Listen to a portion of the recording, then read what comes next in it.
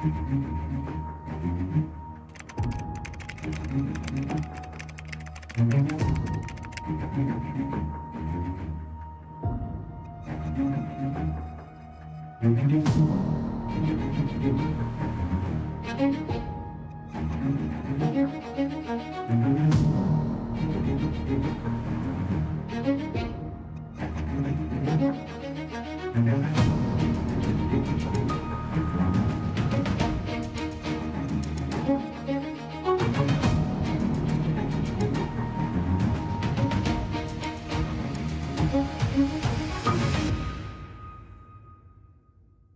evening again.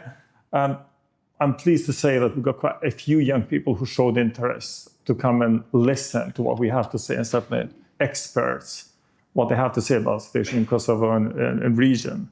We are gathered here this evening to exchange our views on the situation in the Balkans, specifically Kosovo as a young country that has faced many challenges since declaring its independence. Despite its progress, Kosovo continued to confront difficulties due to the refusal of its neighbor country Serbia to recognize its sovereignty. This evening, we are honored to host a distinguished panel, Dr. Aidan Hayher, Aid Plowley, and Dr. Jakub Azemi. It is an honor. Thank you.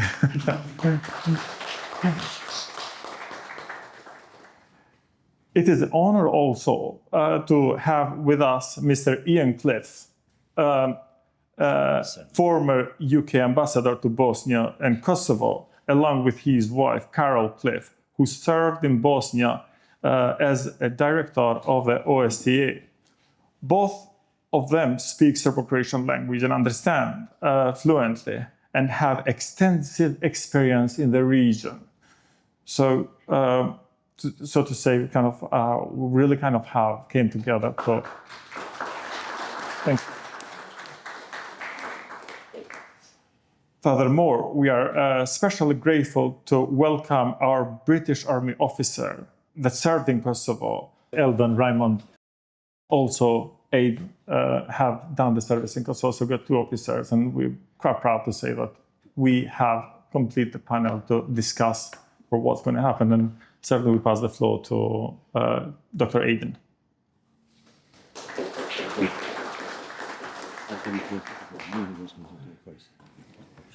Hello everybody and welcome to the University of Westminster. This is where I work, and I'm used to teaching classes in this very room, and the first question I always ask people at the start of the year is there anybody here from Kosovo? And usually maybe one or two people put their hands up. I won't say that tonight because I think there'll be a lot of hands up, but it's really great to see so many people from Kosovo here tonight and friends of Kosovo as well. I'd love to be sat here tonight just talking about how great Kosovo is, what a wonderful country it is, how welcoming, how important it is for regional stability, and how it's a success story. But unfortunately, Kosovo is facing quite I would say an enormous threat to its very existence at the moment. The single biggest threat to peace and security in Europe comes from Russia. I think that's clear. But the second biggest threat to peace and security in Europe comes from Serbia. And it's not a coincidence that Serbia and Russia have very close ties. I was in Mitrovica, North Mitrovica, a couple of months ago. And of course there was images painted on the side of buildings of Vladimir Putin and the Russian flag, as there was when I was in Mitrovica 15 years ago. It wasn't a surprise for me to see that. What is more surprising, what is more troubling, is that the Serbs in North Mitrovica also champion Donald Trump. They now believe that they have somebody in the White House who is their friend. So does Dodek in Republika Srpska within Bosnia. It's not a surprise that Serbian nationalists throughout the region welcomed the election of Donald Trump. And this has to set alarm bells ringing for people in Bosnia and for people in Kosovo. Unfortunately, it's not just a problem that we can locate to aggressive Serbian nationalism and the change in the US presidency. There is also a problem evident in the European Union itself. Kosovo was placed under sanctions by the European Union. Who could have believed that would have happened? It was Serbian militia who murdered a Kosovo police officer. It was the Serbian police who kidnapped Kosovo police officers. It is Serbia that has continued to threaten peace and security in Kosovo, in Bosnia, and throughout the region. And yet Kosovo finds itself under sanctions. And unfortunately, there is this kind of sense, and this is what I'm going to come to in a second, and then we can talk about it a bit more later on. There's two delusions, I think, that have brought us to this place where we are today. And I think both of them need to be confronted and smashed. And the first delusion relates to how people in Kosovo think of themselves. And that delusion relates to this notion that, well, we declared independence in 2008, and now America and the West in general are going to protect us forever. And all we have to do is continue to exist as we exist under the protection of the West, and they will always protect us. And we say we love the West, and we fly EU flags on Europe Day every year, and we fly American flags, and we put up statues to Americans and British people and name streets after them and all that, and they say nice things about us, and therefore our alliance is steadfast. And I believe, and I have believed this for a long time, but I think it's become patently obvious in the last 5 or 6 years, even before Trump, that that's simply not true anymore. The West that intervened in Kosovo, thankfully, in March 1999, and the West that guided Kosovo towards independence in February 2008 doesn't exist anymore. The international system that existed in 1999 and 2008 doesn't exist anymore. The world has changed completely. We now live in a multipolar world order, to use academic jargon. We used to live in a unipolar world order, and the US was the dominant power, and Kosovo was friends with the dominant power. Brilliant. Now we have protection. But as the system changes, the foreign policy priorities of the United States have shifted markedly. And again, not just because of Trump. And if you want evidence of that, you can ask some of my Kurdish students about the US and their approach to the Kurds in 2019, when the Kurds were abandoned by the United States. You can ask my students from Afghanistan. 2 of them were interpreters for the Americans in my class this year, and they were in Kabul in 2020.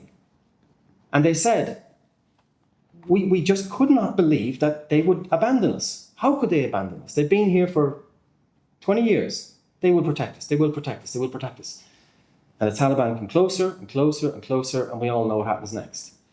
Now you ask them about how steadfast our US or Western promises to protect us. Think as well about the UN peacekeeping mission on the ground in Rwanda in 1994. How well did they protect the Tutsis in 1994?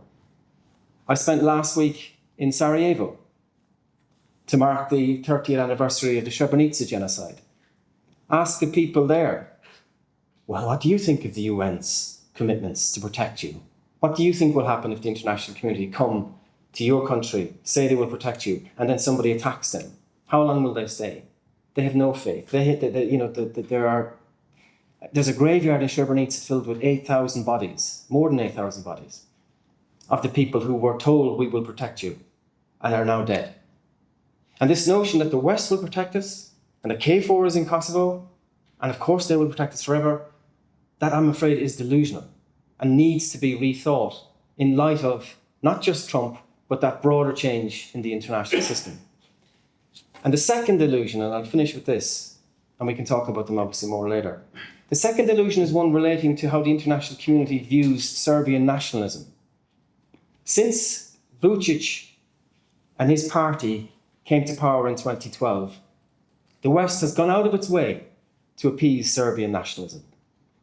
You can trace it chronologically from 2012 onwards. Serbian nationalists pushing things a little bit further every time. Can we get away with this? Can we get away with that? What will Merkel say if we do this? What will the Prime Minister of the UK say if we do that? And at each point, they concluded they're not going to do anything.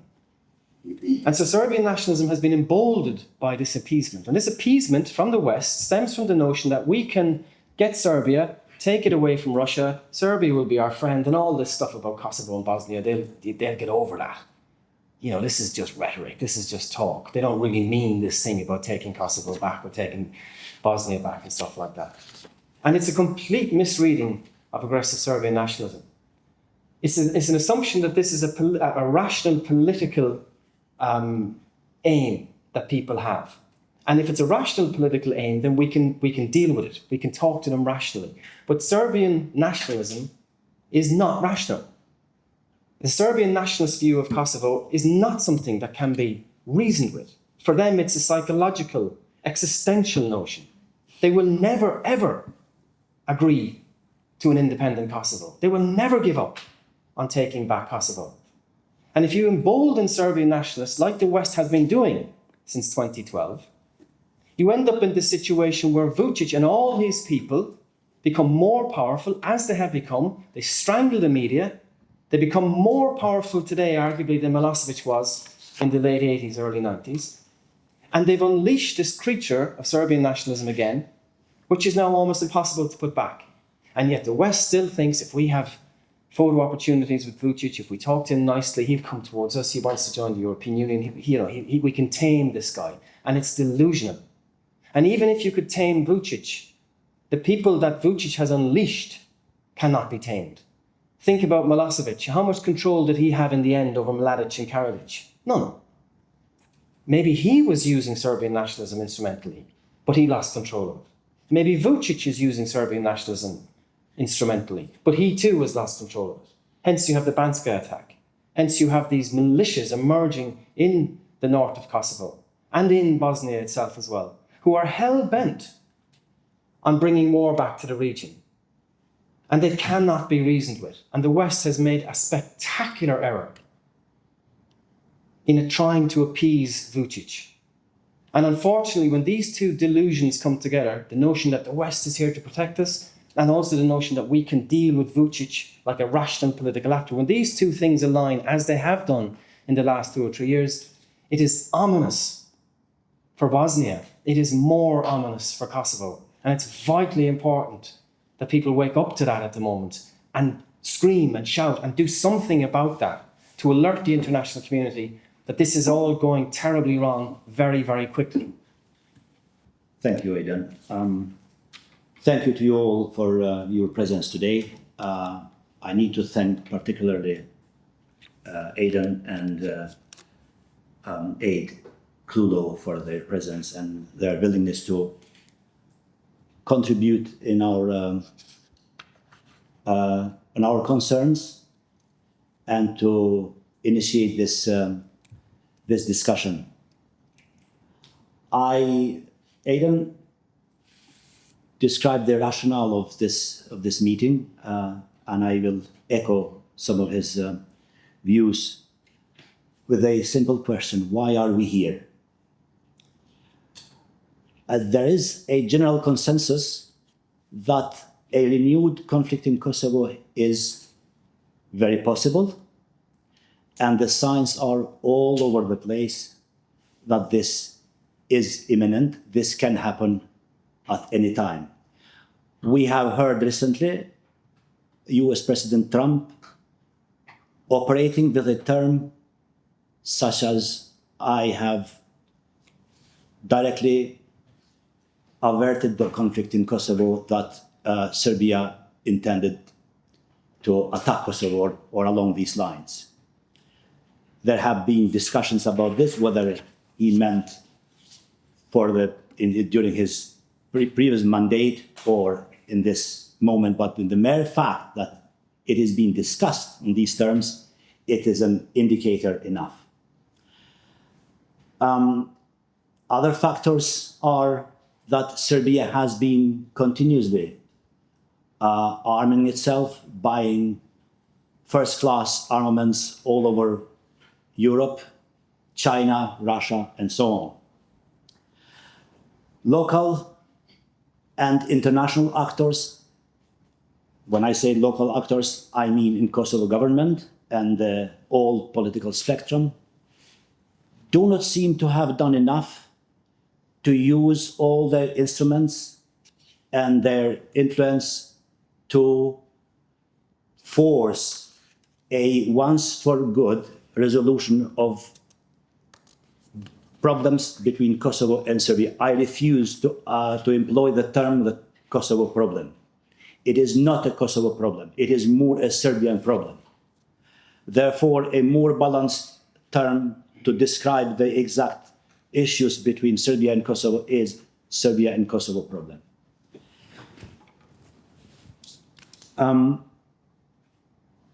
So to summarize my point here is that when we talk about international role between Kosovo and Serbia, Aidan spoke eloquently.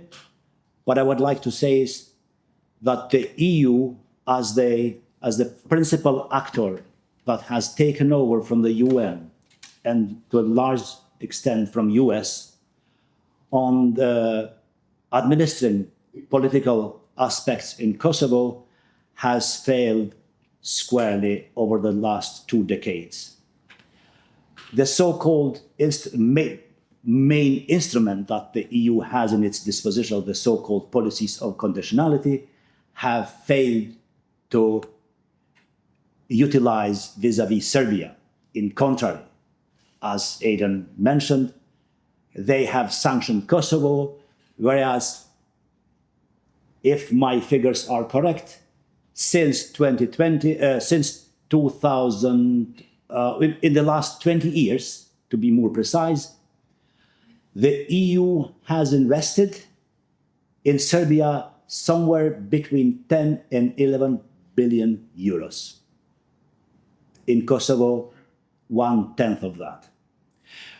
What does this tell us? It tells us that EU has a leverage to utilize its policies of conditionality, robust policies of conditionality vis-à-vis Serbia, but it has not done so, and it has refused to do so.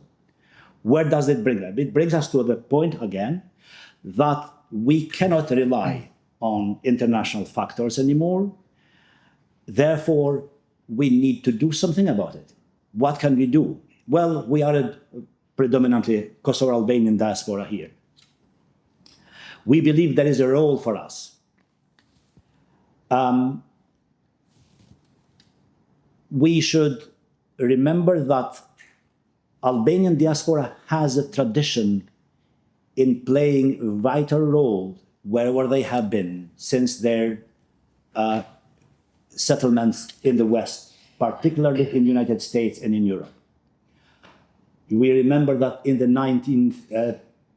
early 20th century, Van Noli created the VATRA, the Pan-Albanian organization that has had instrumental role in elucidating the American foreign policy vis-à-vis Albania.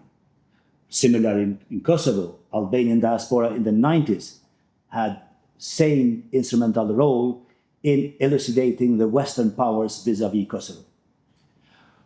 We do not have the commodity, unfortunately, to leave all the political matters to the Albanian political elites. Unfortunately, we witnessing now that for several months, the political parties have failed to establish the government following the elections, and has seriously tarnished the political culture that has been built there over the 2.5 or 3 decades. It is painful to see the negligence and the principleless approach that political elites in Kosovo have relegated their national interests in favor of their own individual political agendas.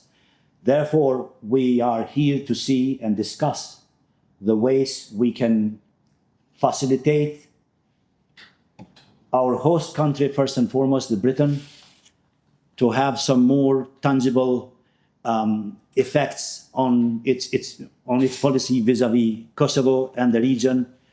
And if we can also, why not, play our role in Kosovo as well. So I finish my short talk, and I pass this to our next Age slowly. Panelist Aid Krulo. Thanks. Thanks. Thank you. There's always a danger being the last one to speak. I was getting my pen out to start drawing lines through what I was planning to mention. But actually, I think even though a lot of what, some of what I was going to say has been mentioned, I still feel like I want to explain a little bit why I'm sitting here and to raise a few points that I think are quite important, perhaps more on the military side. And I'll do that in a moment. I'm not here because I'm focused or particularly advocating that we do something through the national political lens. That's not my motivation. Although clearly what is happening is unhelpful from an external perspective, but that is how I'm seeing it. I want to continue to look at Kosovo as somebody who's looking in to try and understand what the international community is, how they're thinking, how things look, decisions that are made, and the implications that that will have on not just the future of Kosovo, but the wider region as well. So that's my start point. Clearly, with Trump 2.0 coming into the Oval Office earlier this year and everything that happened subsequently, that has converged, I think, a whole load of factors, many of which have already been mentioned. And if I do repeat some, please bear with me. I'll try not to. But we know what Trump did in his first term and what he said recently. And again, we don't quite know what he was referring to. But we do know that he has little knowledge and little understanding of the region. We do know that he is deeply committed to trying to resolve intractable global conflicts. And at some point, Kosovo and Serbia is going to get to the top of his to-do list. And I suppose this is where the connection back to the current situation goes. What's happening inside Kosovo clearly isn't helpful when there is a potential for the future of Kosovo or Kosovo's future to be affected by somebody who wants to get a quick win on the international stage. And this, for me, is a worry. And I think it is something that we should all be really aware of, the potential for what that could actually mean. We've also, Aidan has very eloquently talked about the EU's position and its clear imbalance towards Serbia in almost all aspects. And I won't repeat that, but I do remember having dinner in Renaissance 2 in Pristina in 2008 when a British general who I won't mention came out to visit. He had just come from Belgrade. He flew to Pristina. The few Brits that were there, there were about 4 of us around the table, and he used these words: Serbia is the prize. And I've always remembered that. And I think that, along with economic and commercial reasons, that is driving the EU's approach to the region. Clearly, it's continuing to try and push an utterly failed diplomatic solution in normalization, because you can't have normalization without recognition. It's also, I think, been really profoundly negligent because of what is happening in the Kosovo Valley through the passivization law that Serbia passed and the ethnic cleansing by stealth of ethnic Albanians from within Serbia who are having to move to Kosovo and into North Macedonia because the situation is created that they no longer exist in Serbia. I know Kallas has received a letter from the Prime Minister because he sent it to me via his aide. I've read it. They're well aware of what is going on, but as perfectly detailed by Aidan, nothing has happened. There's been no sanction. There's still no sanction after the Bank City incident. The fact that they're holding the individual who was alleged the ringleader of that failed attempt at whatever it was they were trying to do, it says everything. In the one moment, the one time that Pristina tries to unpick the parallel structures that have existed since 1999 and which have been utterly ignored by the international community and the EU, who should decide that they've stepped out of line but the EU, and we know that they've applied sanctions to Pristina.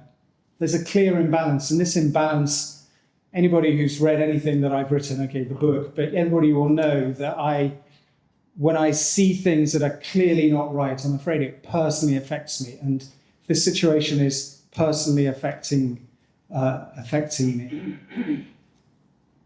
I mean, I'm amazed that when you saw the amount of weaponry that had been gathered in, that we all saw post that incident in September 2023, that was enough to start a small war. It was certainly enough to maintain an insurgency for months and months. And I've lived through a couple of insurgencies, and I know how that can affect how people think, how people can feel unsafe, how it can begin to change the narrative and affect the narrative. And in some cases, as we know from more recent times, how that can lead to false flag opportunities and Crimea-style activity. So I think just a couple of last moments really on the geopolitical situation before I just talk perhaps a little bit more about what I probably should be talking about, which is the defence side and the military side. Clearly, the current geopolitical situation is a worry. We know that Vučić has been spending a lot of time trying to balance both sides, and Aidan has, as I say, very eloquently explained the capture of the EU and many EU capitals to Serbia's propaganda. But we've seen recently an emboldened Putin with an on-off relationship with Trump, but nonetheless still a relationship with Trump, and emboldened Putin pulling Vučić back into Moscow's orbit of influence. And I'm not going to go through the details because I'm sure you all have read it. And I think, again, this is a very worrying turn of events. Not at all surprising, but nonetheless a worrying turn of events. And I think there's always been this potential, particularly since the leadership change in Washington, that Putin can pull some strings and some levers pretty easily to generate greater instability in the Western Balkans and in Kosovo, to try and distract NATO from what it's trying to achieve within Ukraine. And we know that NATO is very, very focused on not only ensuring that it's still relevant, but also ensuring that it can step into the space post any sort of lasting ceasefire. Now, we seem a long way away from that, but that remains a contingency plan for NATO.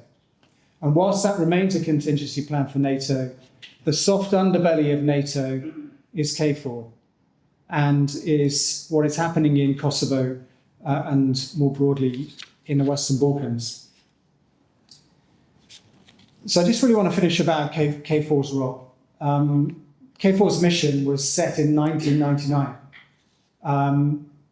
Primarily, it was to ensure that there was a safe and secure environment and freedom of movement. And even though when I was there in 2008, 2009, there was something like 16 or 17,000 KFOR troops on the ground, way too many for the threat at the time. That's now reduced to 4,500. So we've gone from 50,000 in 1999, when one of the missions of NATO was to deter Serbia from any military aggression towards Kosovo. That mission, that particular line, seems to have been lost and been dropped. And anyway, why would they keep that when they're only at a force structure of 4,500?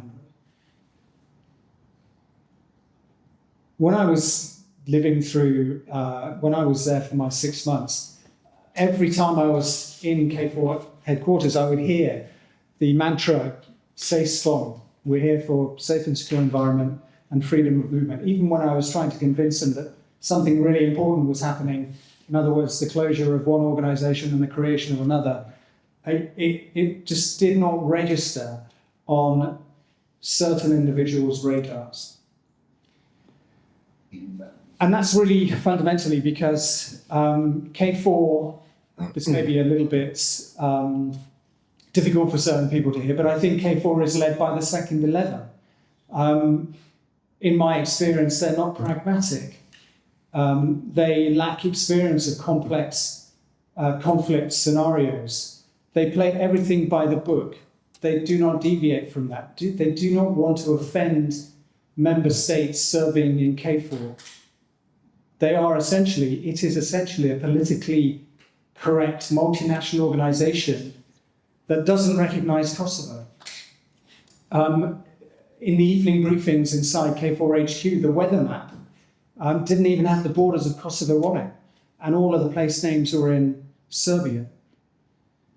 So I don't really think that there is the political will within that organisation to be effective against any sort of military threat that is posed by Serbia.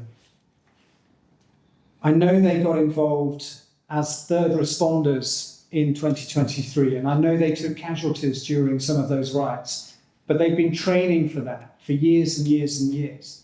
And that very much meets their role, to try and keep the streets clear, safe and secure, freedom of movement. And we know the KSF can't operate in the north, so the KFOR troops have to do that. It is their role and they have no choice.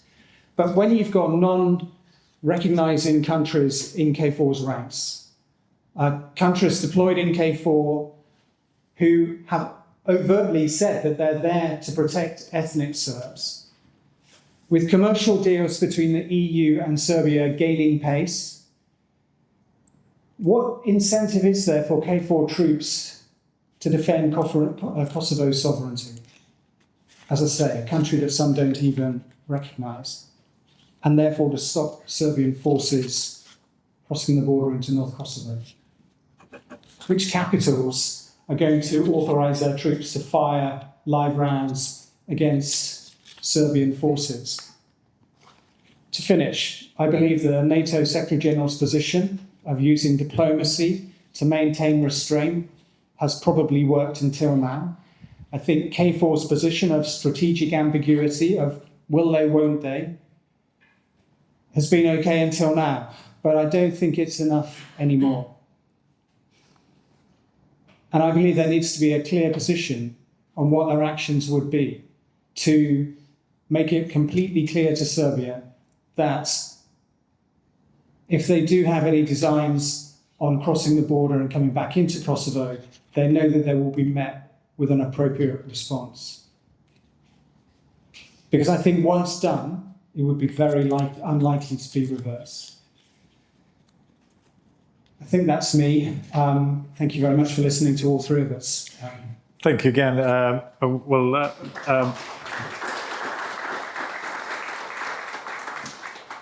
I think we set off into something that we actually have quite lots to talk about it, and I certainly agree with you, Aid, that to speak the last one is quite difficult because you have to deselect things that you want to say. And certainly, I prepared myself quite loads with the questions, but now I have to change the question. Is certainly the way we're going to run. And I'm going to you, Professor Aiton. You all said it quite brilliantly, the way the Western world have not done the proper job, and certainly Serbia used and take the advantage of it. At what stage and what kind of mistakes we are making that we could do better to actually have some kind of resistance and sustainability until now, so at least we can make people of Kosovo aware, and certainly Kosovo and our diaspora, that we haven't done enough?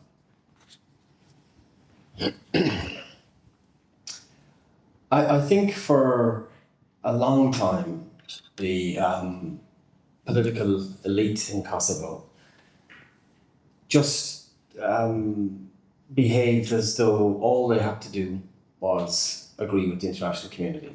And if the international community asked them to do something, they just nodded their heads and said, okay. And there was a rationale for that, because the international community had saved thousands of people's lives in 1999 and had helped Kosovo gain independence in 2008. So it's not an irrational strategy to take. But if you look at some of the things that were done because of that strategy and how they have ended up impacting in Kosovo today, I think you can see that that strategy was flawed from the beginning. I'll just give you a couple of examples of that. The Belgrade-Pristina dialogue began in 2011.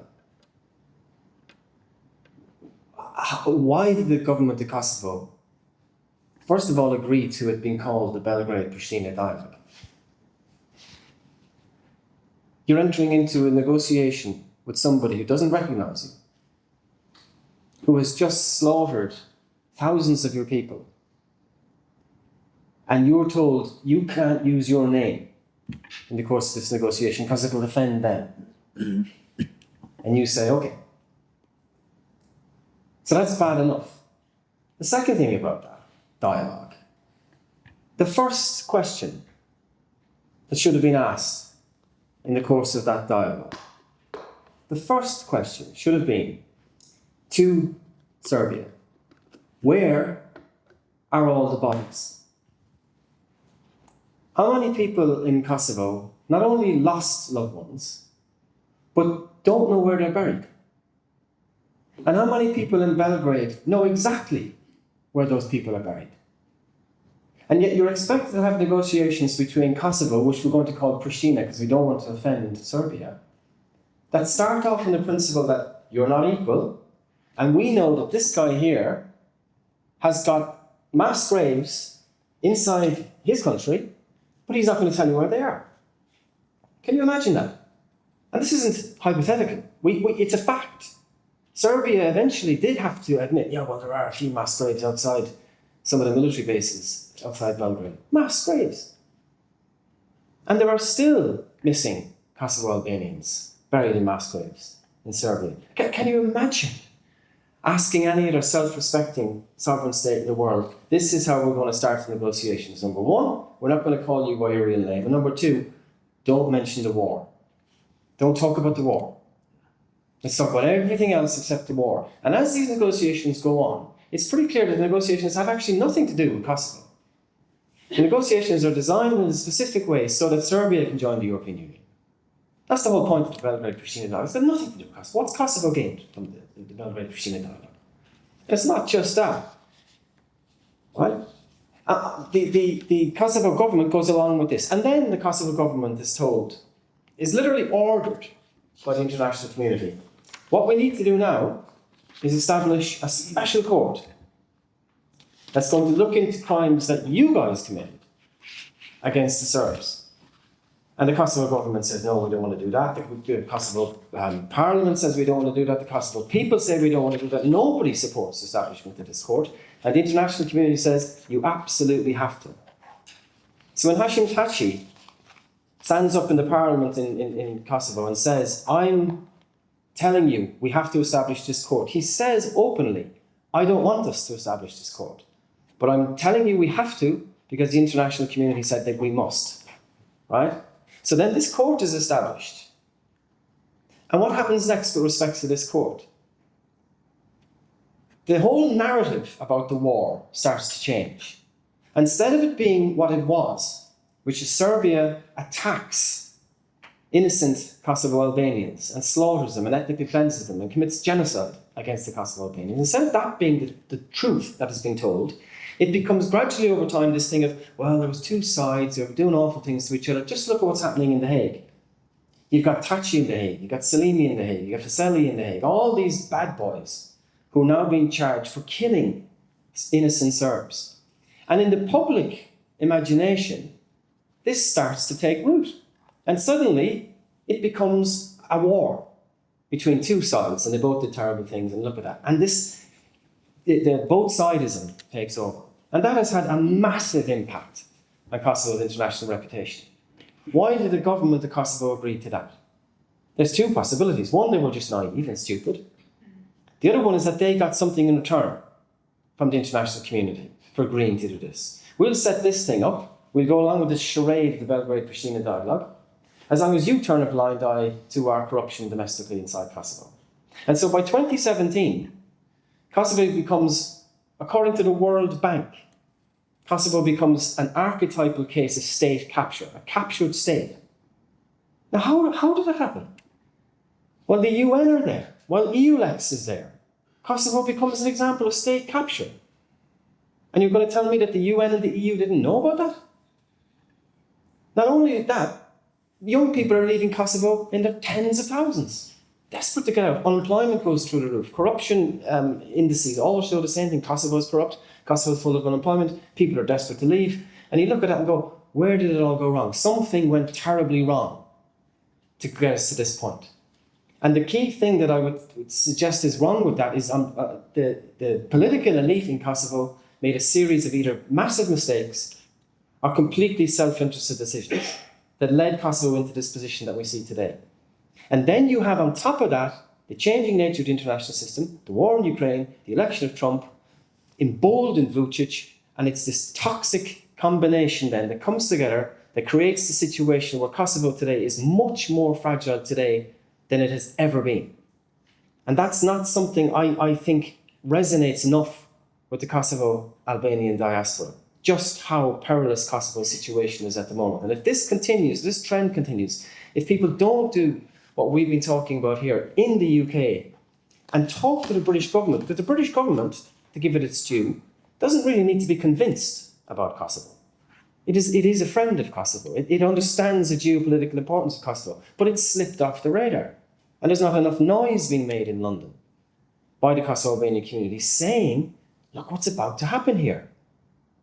This is all going in the same direction. And this idea that we just nod our heads and do whatever the international community says, that led to the Belgrade-Pristina dialogue, that led to the special court, that led us to this extraordinarily dangerous position that we're in today. Unless something fundamental changes about that, if that trend continues, Kosovo simply won't exist in 15 years' time.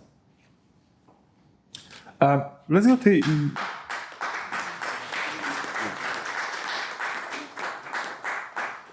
The best way to be resilient is knowing the truth.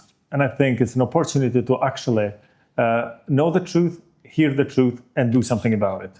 So thank you, Professor Aidan. Let's go to Jakob. Dr. Jakob have studied Slavonic and East European studies, you did. I just heard Milan Stepretic. It's Protic, yeah. Protic. It's he was a Belgrade mayor, ex-diplomat to United States and Switzerland, Liechtenstein as well. Well-spoken historian by trade, if I put that way. And he said that after everything he said, our history, it's based on lies. We basically lie to our own people. He said, more we teach in them a novel of Dobrica Ćosić than actually what's in the books.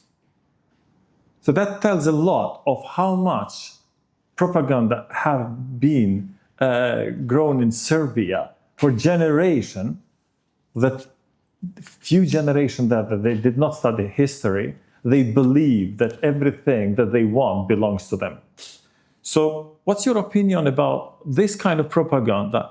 And certainly compared to Kosovo, that after 25, 26-year-old freedom that we have, we don't talk much about our recent war, yet alone to young people, yet alone our past. Yeah. Well, this is really very interesting. First about Milan Stepretic. He's renowned for having played an instrumental role in pursuing that act of instrumentalizing the Serbian propaganda and influencing Dick Marty's report on the alleged war crimes. Well involved, yes. the qualification was for the KLA. Now even Protege himself, I don't follow them not that much, but I have seen his pronunciations occasionally. He himself knows that Kosovo is lost. He is one of the few voices in Serbian diplomatic and political circles that admits that Kosovo is lost, and he does not concur with current Serbian foreign official policy of Vučić. Now, I think it's Dobrica Ćosić who has stated that lie is patriotism and so on and so forth. Based on his novel, yes. It's that kind of rhetoric, that kind of statement, whatever you can qualify it. It doesn't seem Serbs are interested to change anything in their culture. It doesn't seem so. Even if you notice the protests that have been going on for months and months and months now. I have a theory, you can call it conspiracy theory, whatever you call it, but in my view, the main reason why the Serbs are protesting in the way they are protesting in the last several months is that for the prolonged period of time, the West have nurtured Vučić. So one day he will firmly make that political turn and orient Serbia towards the West. Vučić has played really cleverly. He has prolonged the approach on both sides or 3-4 sides, similarly to Tito when he did it during Yugoslavia, or connected with both worlds at the same time and getting the best of both. I believe in this period of time, Vučić has been in more and more in pressure to eventually steer the wheel of the boat towards the West. The protests, in my view, are to prolong the status quo, not to allow Vučić to go towards the West. It is to prolong the status quo, Serbia to remain in the same status quo with both worlds. And that tells you that we are dealing with a belligerent Serbia that is not intending to change. Their propaganda has not changed. Sometimes even seems more sophisticated than during the Milosevic years. And we fail to understand that. The EU fails to even acknowledge part of it. EU is busy. EU is busy administering Kosovo in the way they have projected it. I remember a friend of mine, nowadays he teaches at King's College in Security Studies. After the war in Kosovo, he told me he had read an article in Le Monde for the first UN administrator in Kosovo, what was his name? Bernard Kouchner. Bernard Kouchner. Thanks. Calling him procurateur, associating Kouchner as a procurateur with the procurators of Roman Empire. So what did he imply with that was that the EU was treating Kosovo as a province, similar to the Roman Empire. It was that treated various provinces in its administration. So Aidan has eloquently written a book in which he has really described the anatomy of what has been happening in the last 20 and odd years. We have to do something about this, and we have to be firm that the EU cannot treat Kosovo in the way they have done it. Part of Serbian approach vis-à-vis Kosovo stems precisely because the EU is not prepared to, again, I'm coming back to that instrument of policies of conditionality. The EU doesn't have any other power.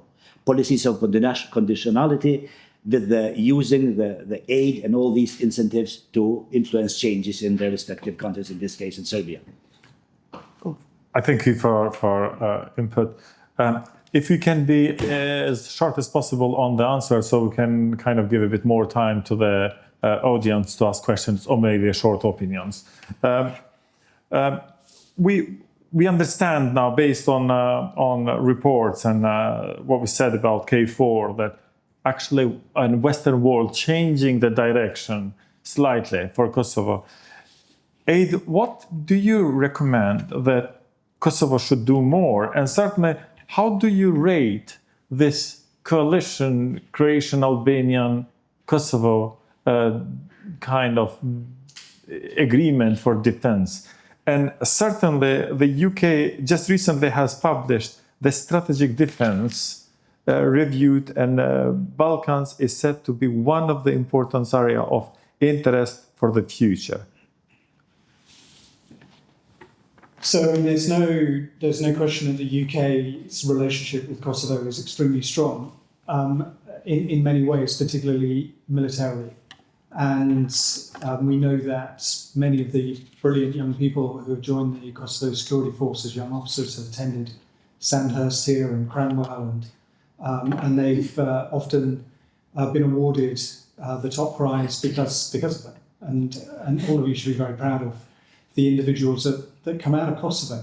They are fantastic individuals. And this nurturing that I think we have tried to do over the years, and the relationship that we've had with you runs deep, runs really, really deep. When I first arrived, my first day, I was trusted almost immediately. Nobody knew me from Adam, but I was wearing a uniform that they recognised. And it was hard not to feel quite privileged because of that. And with privilege comes responsibility. So I think we in the UK understand the importance of what we've been discussing tonight. And I don't think there's any question that we would always do whatever we have to do militarily to prevent, and then if necessary to respond to something that happens. Just moving to the region and the agreement between Croatia and Albania and Kosovo.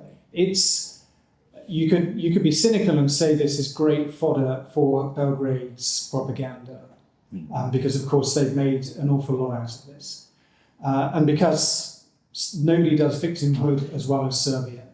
Of course, this gives them every opportunity to say that everybody's against us. And having started 4 wars in the 90s and lost 4 wars in the 90s, you'd think that they'd have learned their lesson, but they haven't. And I think that's just something that we have to put up with, but that's something that, as we've been discussing, many EU capitals have been captured by that very propaganda. But I think Kosovo must look outwards, and they've always had a very good relationship with Croatia, and clearly with Albania. But even when I went back in 2008, hadn't been in Kosovo for 9 years, and I went back to see and speak to everybody who I had interacted with during my 6 months, it was a really, really spiritual journey going back into Pristina at that time. And I had lunch with various people, and one in particular said, the Croats and the Croatian army and military who have served with us in their role within NATO, supporting training and supporting development, they had, because they'd been through it themselves, they completely understood what Kosovo was dealing with. And they became really, really important partners for the growth and the development of the Kosovo Security Force. And now, when I went back earlier this year in March, and there was a parade on in the barracks in Pristina there, really the Kosovo Security Forces is it's a model organisation in terms of the pride that people have in that organisation and the people who make it up. So I think the problem isn't the UK. We are part of K4, but in a very small capacity, but we do a very important job.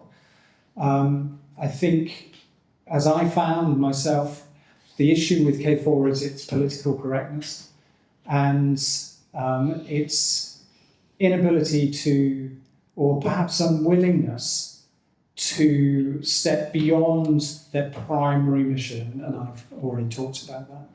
As you're there was President of Turkey, Erdogan, recently said that Turkish K4 there it's to protect Kosovo. How serious do you think we should take that? That at least individual countries, on their behalf, saying, "Well, we got troops there. At least we're gonna." And how difficult is groups of the troops within K4 to act unilaterally to protect the border of Kosovo? Certainly, David Cameron said the same. Well, I mean, if you were a two-star general sitting in Film City in Pristina and you had 4,500 troops at your disposal and 2,000 or 1,500 of them would be willing to fire live rounds to protect Kosovo, you would make sure that your deployment reflected that. You'd make sure they were in the right place. Now, I don't know force deployments and troop deployments, and they do change, and they do have rapid deployment capabilities and so on. But you've got, and this is where I came back to my point about the quality of leadership. The quality of leadership that I experienced was very poor, and it was an affront to me as a military officer. Now, I can't comment now. Leadership from K4 you're talking about? Yes, from the leadership in K4. And I don't mind saying that because it's true. But I can't comment about now. I'd like to think that there is some pragmatism in their leadership. I'd like to think that they haven't just looked at their mission and said, that's my mission. They've thought about the implications or the implied tasks that they have as the commander and the senior leadership of K4. And having forces that have publicly stated that they would put themselves in that position is clearly a positive to counteract those forces who are in K4 who don't recognise the country and have already said that they're there to protect Serbs, ethnic Serbs. So it is a mess, and there's very little clarity. And the strategic ambiguity I mentioned is really this, well, they won't they? And I'm sure if the question of the Crimea-style playbook comes up in conversation in Belgrade, then they're going to say, well, they won't they? So for me, clarity is always good. And I think in this time of heightened tension, heightened unpredictability, with a completely changed international order, clarity is a good thing. Thank you, Professor Aidan. What do you think about the present situation in Kosovo after all this complex situation that we're facing, and we have a leadership across the parties that cannot create a government? And do we think that they are not mature, or they are not enough, they don't understand enough of what is at stake at the moment for Kosovo? I would say just a couple of things about that briefly. Kosovo isn't the only country that has had difficulty electing a government. Belgium was without a government for years at one stage. So it's not unique to Kosovo. It is a problem and it is embarrassing, and you'd like to think that it could be resolved soon. But the standards that we expect from Kosovo often are based on an idealized understanding of democracy in the West. It is embarrassing. It shouldn't be as it is. I'm not going to get into the details of it, but I do find it extraordinary that political parties haven't been able to put aside their personal differences for the good of the country at this particularly important moment. And the longer it continues, the more difficult it is. I was talking beforehand to a couple of people and just saying, if something happened at the moment, some kind of emergency situation, then it would have a huge impact, not having a sitting government, of course. But I just want to come back because I think really a really important point that Aid was making there, reflecting on KFOR, and obviously Aid served in KFOR and knows these things much better than me. And when you hear somebody like him saying that, I think it should really send shockwaves through everybody that there is no guarantee that the troops that are stationed in Kosovo as part of KFOR will actually fight if things go wrong. And I just want to flesh out a couple of things about that.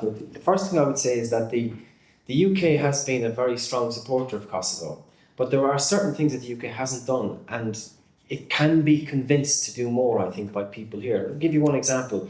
The first place that David Cameron visited when he became Foreign Minister was Kosovo. Now this is great. And this shows that we still have new Foreign Minister. First place he goes, Kosovo, wonderful. However, it wasn't long after that he was confronted by Alicia Kearns, who was the chair of the Foreign Affairs Select Committee, in a hearing of the Foreign Affairs Select Committee. And she was saying to him, why will you not release the report into the Banska attacks? Why is the British government not releasing the full details about what they know happened at that time? And why didn't they? Why was there an investigation conducted that wasn't made public? Now again, I don't think it needs to be a conspiracy theorist to think, well, maybe it was considered to be politically imprudent to release the information about what happened because it would obviously implicate Serbia. And we don't want to annoy Vučić in Serbia. Now, the UK was complicit in that. Not as complicit as other people, but certainly complicit. And more could be done with respects to that. The other thing, and I just think it's important to highlight this with respects to KFOR troops. As Aid said, there's about 4,300 KFOR troops in Kosovo. 855 of them are Italians. Now, I don't want to offend anybody from Italy here, but the Italian troops record is not very good, historically, not just in Kosovo. Look at what the Human Rights Watch report says about the Italian troops' behaviour in 2004, when the riots broke out in Kosovo. They all just ran back to their bases, combed their hair, put on their sunglasses. Do you trust Italian troops to fight? There's 598 US troops. Would Trump really like to see body bags coming back from Kosovo and trying to tell his base in America, well, these people were killed in a place called Kosovo, in a place called the Balkans, that nobody's ever heard of? Then we've got 365 Hungarians. Is Orban going to order his troops to fight? Then we have 184 from Romania, 121 from Greece. I don't even recognise Kosovo. Now, an important thing to remember here is that there's 300 from Germany as well. How likely is Germany to want to put its troops in harm's way? Now, the point I'm making here as well, and it comes back to something that Aid was alluding to, is that Vučić isn't stupid.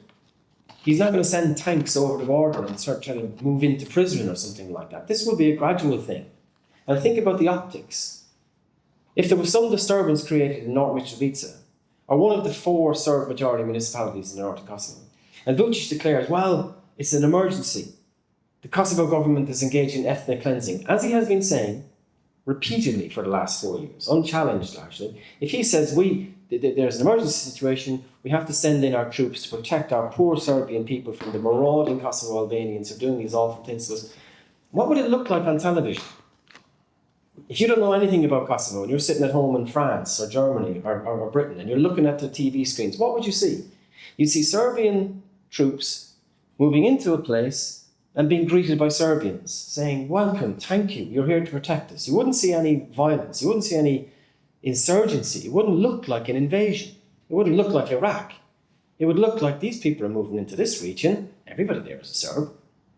Now, if the optics looked like that, how keen is the general public in the West going to be to say, well, we should send our troops into that area to kick those guys out because it shouldn't be happening for the sake of Kosovo?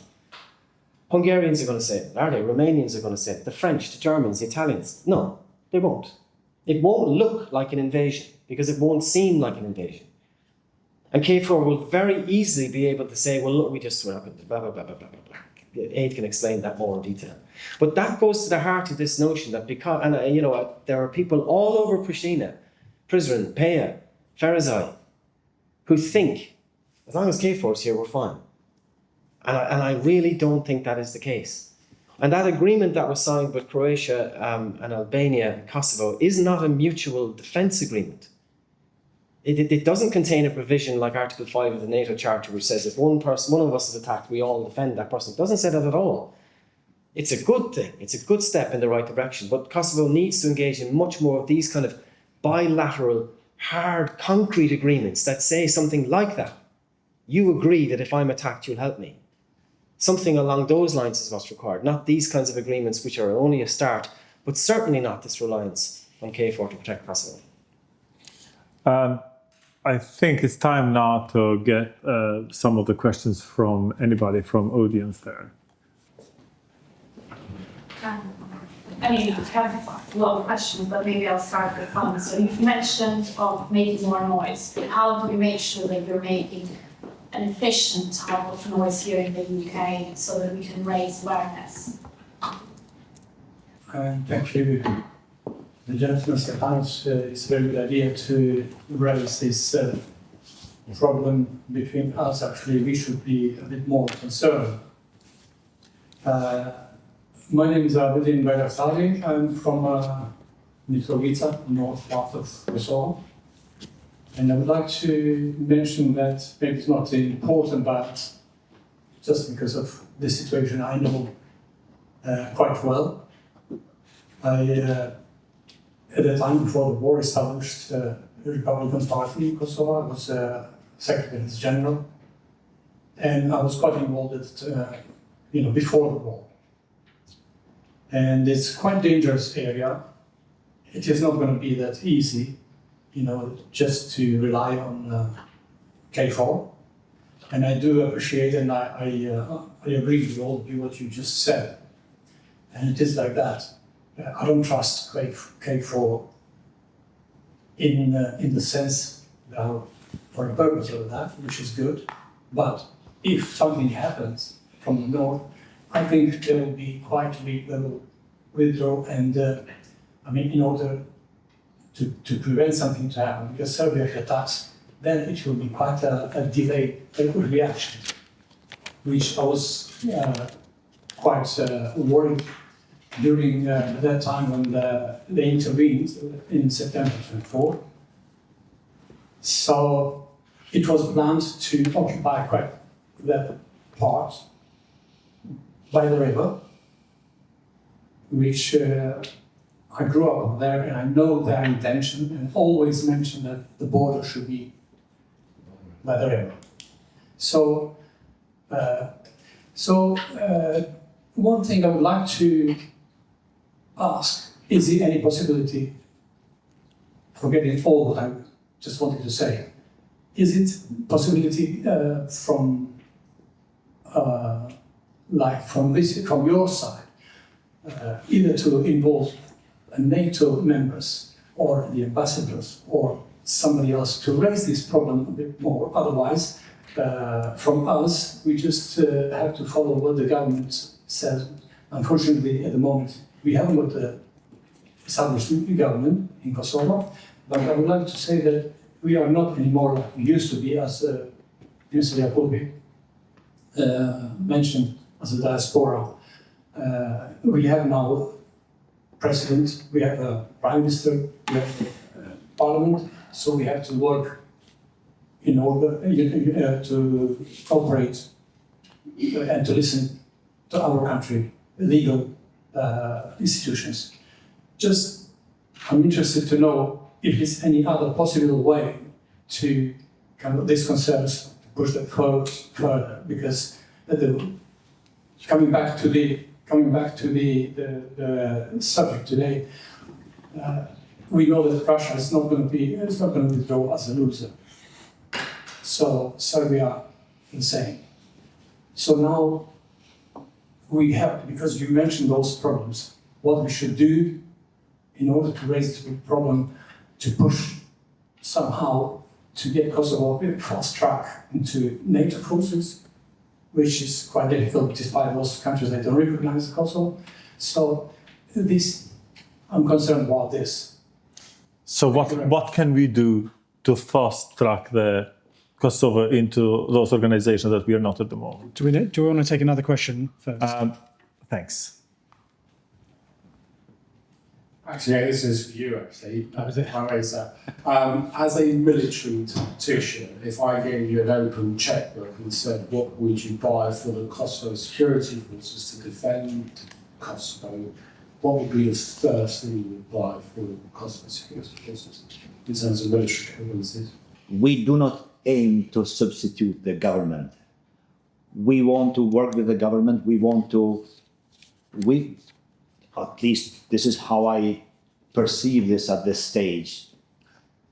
We are a group that we want to evolve towards a more profile our agency in the sense that we can work with the government, with the public, with media, with whatever political or individual entities that we can influence some positive change. But we do not, of course, want to pretend to play any kind of role that undermines. Of course, we want to contribute and enforce our government. About NATO, I wanted to say one thing. Absolutely, I agree with you.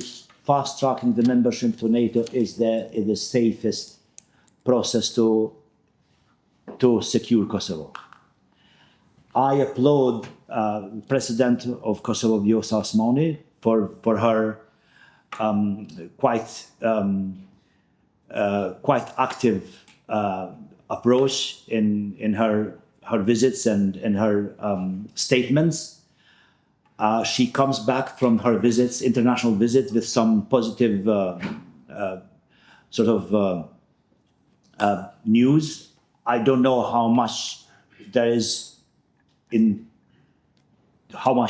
what is the truth behind the scenes, if there is any agenda to fast track the membership of Kosovo in NATO, I don't know. But certainly it's the safest approach in short run to secure the safety of Kosovo. My concern is, I wanted to raise one last, or just mention briefly, given the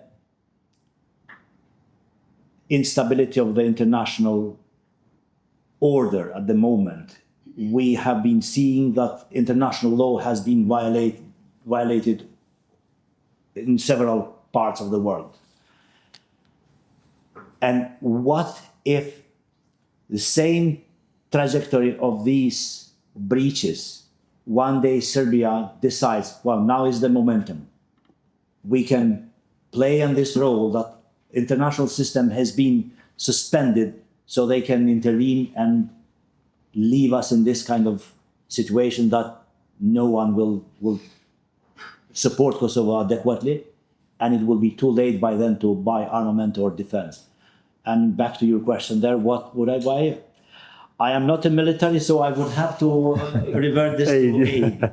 But if I could, maybe I have an answer, but I won't say it. So. I'll just quickly say in response to your question, I guess, in terms of what should be done. I'm not going to obviously tell Kosovo Albanians how to organise themselves, but I mean, I've read an awful lot about how Kosovo was able to mobilise international support in the 1990s, and the diaspora played such a massive role in that, as everybody knows. And it would be, it's an obvious thing that needs to come back again. The Kosovo Albanian diaspora, whether in the UK or elsewhere, needs to mobilise itself. What should that look like? I'll just give you two examples of countries that do it quite well. I'm from Ireland. You go anywhere in America, you'll find somebody who claims to be Irish, or you'll find some Irish flag or something like that. We've taken over the country largely, essentially. What we've been able to do as a diaspora in America is use soft power, is talk about our culture. The way into many countries is not by saying we're besieged by an enemy that's trying to kill us. It's by saying, look how interesting we are, look how wonderful we are. And that's what we're very good at in America, the Irish. And you guys have all that as well. You have so much culture, so much to be proud of, whether it's music, theatre, all the wonderful things that are happening today in Pristina. Pristina is such a lively place to be in terms of the arts and the culture and all those kind of things, and literature. Do people in the UK know about that? I'm afraid they don't. There could be way more about that happening in the UK, about Kosovo Albanian culture, that people are attracted then to Kosovo, not because of this ominous stuff we've been talking about, but by this notion that Kosovo is a place that we want to be like. Another country that does that very well in the UK is Bosnia. The Bosnian engagement with the UK political establishment is something to emulate. At the Bosnian Independence Day every year, there's an event held at the Houses of Parliament. And it's celebrated by all the MPs come down and they all eat Bosnian food and it's all wonderful and wave Bosnian flags and all that kind of stuff. That should be happening with respect to Kosovo as well. Every year, there's a massive commemoration on the 11th of July relating to the Srebrenica genocide at the UK Foreign Office. That, again, is something that needs to be done. And I'll just close with this as well. Serbia is very good at propaganda internationally.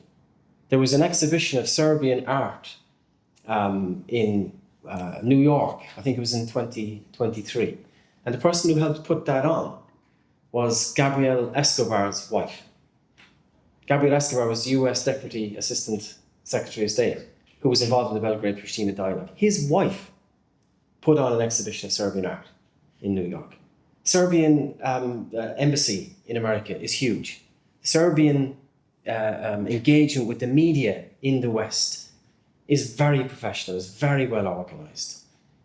Kosovo needs to look at that again and think we have to be able to compete with that. We can't have, this kind of passive approach. We need to be much more involved in projecting ourselves into the media all the time, particularly in countries like the UK and the United States, where there's an obvious thing of saying the only time in the last 25, 30 years that the UK and the US have militarily intervened in the country and it worked out well is us, Kosovo. So this is a success story that you guys can be proud of as well. And much more needs to be done from the Kosovo diaspora to present that story internationally. Thanks. I agree with that. I think here in the UK in particular, everybody thinks that Kosovo's done. Everybody knows about 1999, but I think everybody's just forgotten about Kosovo. They just assume everything's fine. I've talked to lots of people in my own circle and network and my friends, explaining about quite impassioned talks about how I feel about Kosovo and what needs to be done. And they look at me and say, but nothing's happening in Kosovo. And I think that is precisely the point we're trying to make here, that there's a lot going on and a lot of it is not positive, not what we want to see.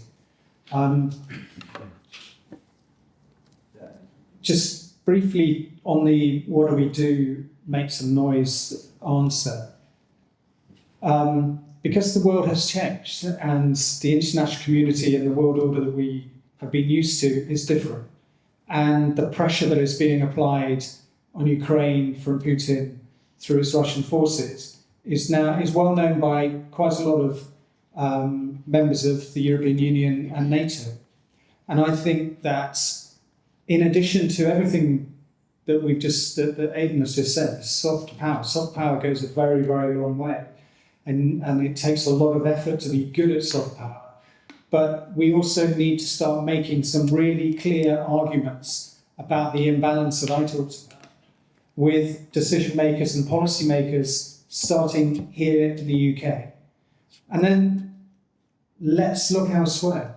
The Baltic states completely understand how Putin is. I feel quite sure that we will have a lot of support from the Baltic states and probably from within Scandinavia as well.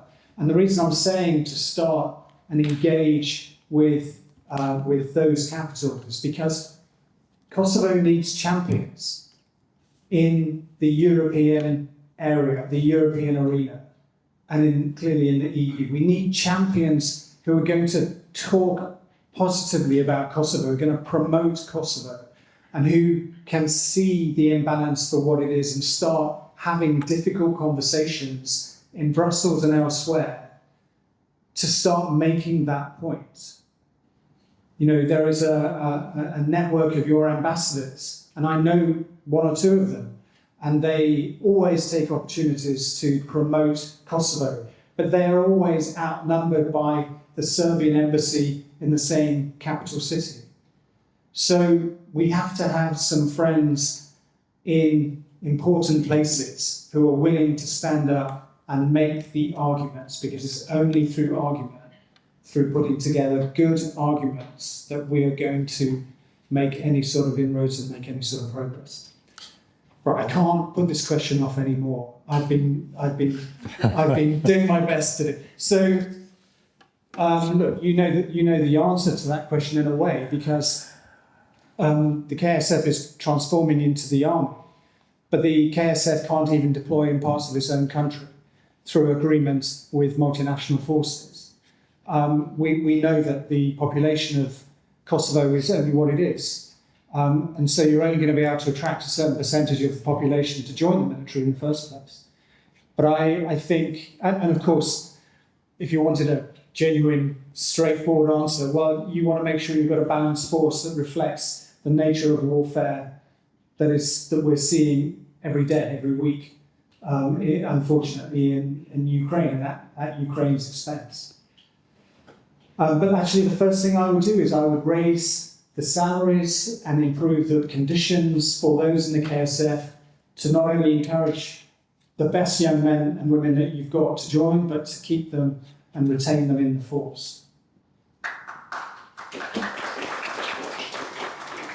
So, as we get in the Tom Kokonia, please. Well, the second here, then there. That was first, and then I think I got a lady there in white. And I've got Ian, ambassador. So, if you can. I just wanted to quickly say one thing in about 5 seconds when I was talking about public relations from Kosovo. Timur, Mariella, and Ada do a huge amount of work for promoting Albanian culture in the UK. If you don't know what they do, then ask them and get more involved in their endeavours, because that's exactly the kind of thing that I'm talking about. And more people should attend those kinds of events, because that's what we need more of in the UK. Yeah, can you pass the microphone to the ambassador, please? He wants to add. There are so many things to say that I'll hold back on and just pick up on a few points. But one question which has been touched on, but I'd like the panel to say a bit more about their thoughts on this, is to what extent have all these problems that we face, the appeasement of Serbia, which I don't think exists in the EU, but problems with NATO, to what extent does this all go back to the non-recognition of Kosovo by 5 member states of the EU and 4 members of NATO? Because it seems to me that sometimes that isn't given the importance that it should be. And just to add one point, I was in Vienna, in our embassy in Vienna, in 2007, 2008. I was actually ambassador of the OSCE at the time, and that was the time when the talks took place before Kosovo's declaration of independence.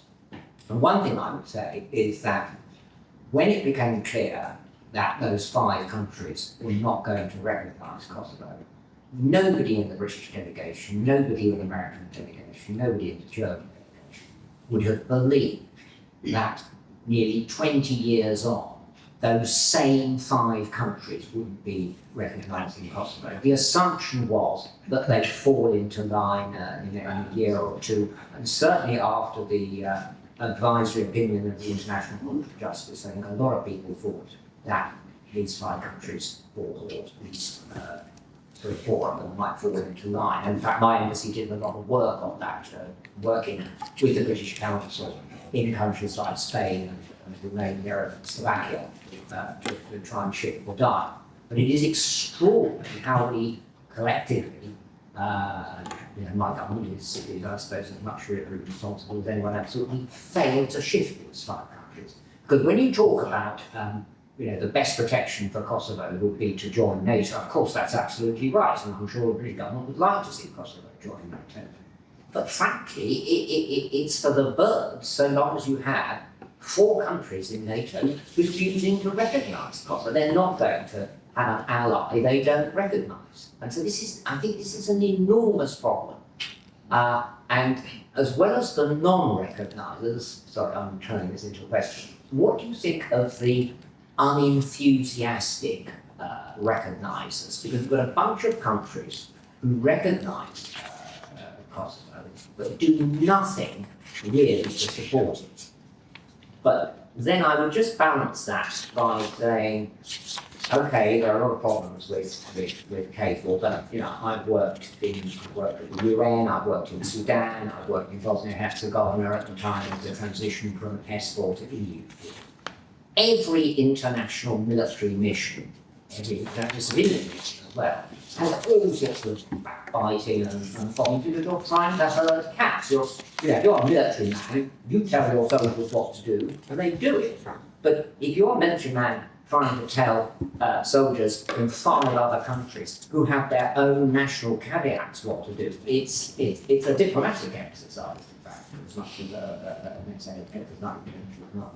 So all of this does, I think, one has to recognise the problem that stems from the non-recognition by those EU and NATO states. But as regards countries, Sally, you mentioned Turkey.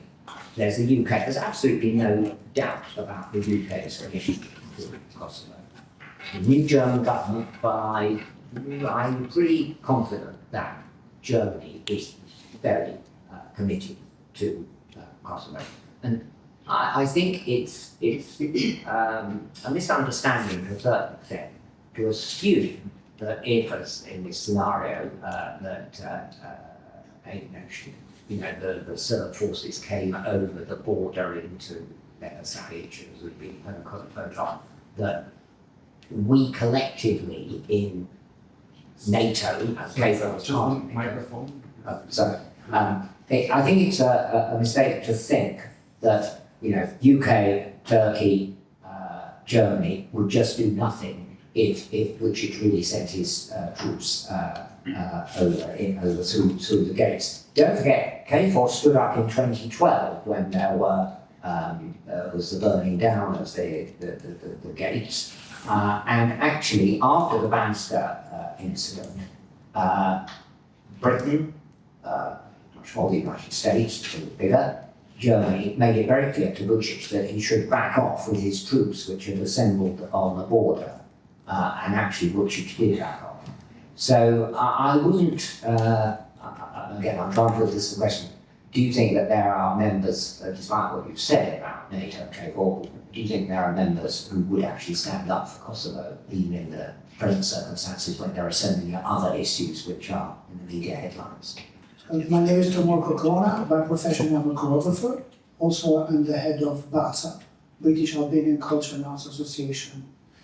I was really inspired by the 3 panelists, and thank you, Zoe Akimi, for organising this. I came to UK in early 90s, and yes, I am very concerned about the complacency that the Kosovan and Albanian community are showing in the last 10 years. During the war, even before the war, but especially during the war, we were all mobilized. And in fact, in 1995 was the first Albanian school set up here in London. And coming back to Aidan, soft power, I'm gonna go public now. I'm really saddened because only last week, the Kosovan Ballet Company, one of the best in Europe with young people, sent me news to say that they cannot bring top quality ballet to London only for roughly about £4,000. Because the rest of the money, roughly about £40,000, is going to be paid by me and my family money. So you can realize what value we Albanians are giving to soft power. We see here in the UK, and this is a call for everyone here, and I know I can see some red faces here, because I'm telling the truth. I was really saddened. I'm putting 40,000 of my money to bring them to the King's Theatre to perform. Enough with mediocrity, with primary school teachers doing their best to teach children 2 little steps, and actually go to the steps. As a specialist, I'm calling to all of you brothers and sisters, enough. You are not realizing that a lot of these movements and these rhythms and not Albania. And yet, these copied videos from YouTube, in fact, are damaging our children in music and dance. So it's my duty to say this truthfully. £4,000, we're not bringing top quality art to use it as soft power to really show that Kosovo does not have only flags and Qeleche, but also has got top quality singers in opera. And how many of us went to see Miss Cherkezi, Marigona Cherkezi, 4 days ago, performed at Royal Opera House? How many? Raise of hands, you see.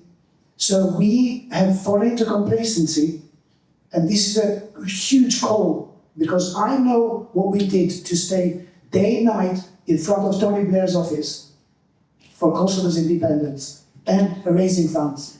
So, brothers and sisters, is a call for all of us, Ada and all of you. Thank you for raising this issue of soft power, not with mediocrity again, because people laugh at us when they see children of 4 or 5 years old crying on stage, but they need to also see it clearly. Thank you very much. Thanks, Sava. The lady in the white. Hello, my name is Marina. I'm colleague of Sabri. I just wanted to add to you how fragile is Kosovo and Bosnia as well, and is the politician taken seriously now, because there's months that's not being able to create a government, and that's something very serious. If you can't agree in something and you're waiting for other people to lead your house when you, as a leader of the house, can't lead your house. What has Croatia done better to achieve what they've achieved after the war? 5 non-recognizing EU members have handicapped Kosovo so much. And a lot of EU's approach vis-à-vis Kosovo arguably derives from the non-recognition. However, my question is, could Kosovo have done anything more to influence United States or other EU members to come with a joint position to force or influence the non-recognizing states to recognize Kosovo? I am not qualified to give this answer myself. You might be able to help us a little bit more. One factor I know for certain is the complacency of Kosovar political elites. For so long they have thought they put their destiny they left their destiny in the hands of Americans and the big powers of Europe, including the UK. That when they tell us it's the time, they will recognize us. So I think the Kosovo diplomacy has failed to have a more active role. Again, you might be able to tell us a little bit more. Well, do you see any light at the end of the tunnel for the 5 countries to recognize Kosovo? I personally believe that this is why we partly wanted to initiate this group, this panel, this influencing entity, if you wish. I don't know how we call ourselves. Again, we are just an initiative of a few of us. We should be able to do more. Absolutely. We have done in the 90s.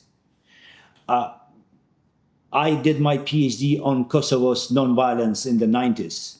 I interviewed the LDK political activists when they first went to Europe. Nobody recognized them. Some of them didn't even know who Kosovo was. Yet, within 10 years, we managed to put Kosovo at the forefront of the international diplomacy. So we can do, diaspora can do more.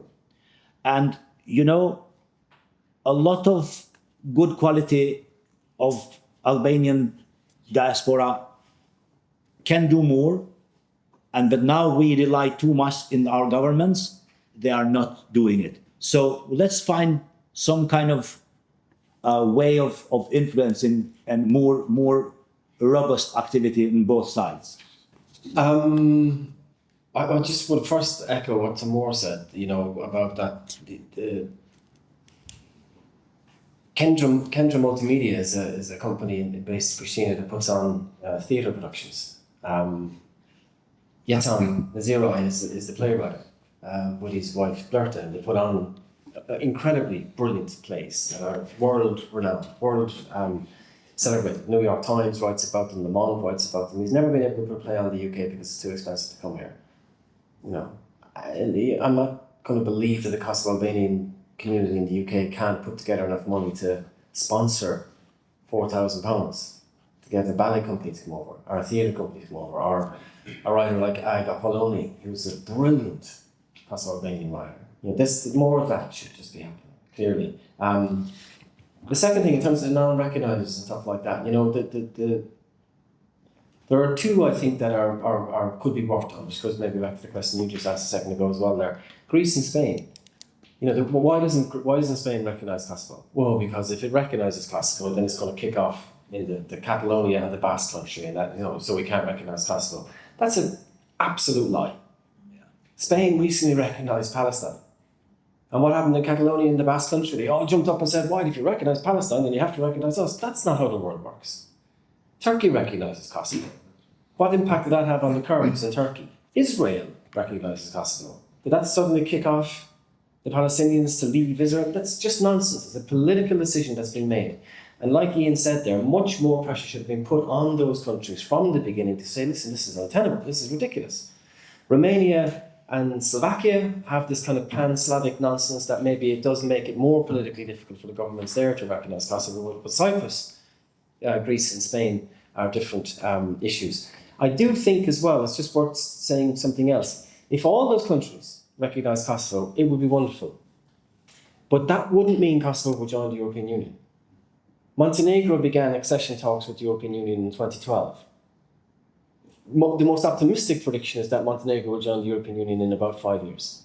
Right? So that would be about 18 years from accession negotiations starting to actually joining. Kosovo is behind Ukraine and Moldova in the queue to join the European Union. It's called a potential candidate country. It's not even called a candidate country, potential candidate country. So even if these 5 countries recognise Kosovo, that'll be brilliant, but it still has to meet the criteria. It still has to deal with the Netherlands and France and all the Euroscepticism and the enlargement fatigue within the EU. It would be good, but it wouldn't necessarily be a silver bullet. Final thing to say about that, Kosovo applied to join the Council of Europe recently. Its application was rejected by France, Germany and Italy. They all recognise Kosovo, you know. Kosovo, when it attempted to join other international organisations in the past, like UNESCO and Interpol, Serbia launched a counter campaign to stop them from joining, and some of the countries that recognised Kosovo did not support Kosovo's application to join UNESCO and Interpol. And that again is further evidence of what I'm saying about Kosovo losing this international battle for hearts and minds, if you want to think about it in those terms. Very quickly about Croatia, I don't want to sound cynical about that, but in 1995 Croatia launched Operation Storm to cleanse Serbs out of Croatia. So Croatia has pretty much a homogeneous state. I think Poland and Croatia have the highest percentage of people from the same ethnicity in Europe. So Croatia doesn't have to deal with the problem that Kosovo has. You know, being an unrecognised country with a group concentrated in the north of their country that, you know, is aligned to another country. Now, you don't want to go down the Croatian route, obviously, the ethnically cleansing the Serbs out of the northern provinces of Kosovo, but I think it's very different in that situation. And because of that, Croatia was able to join quickly the European Union and NATO. It's a success story that Kosovo can't emulate at this point, I don't believe.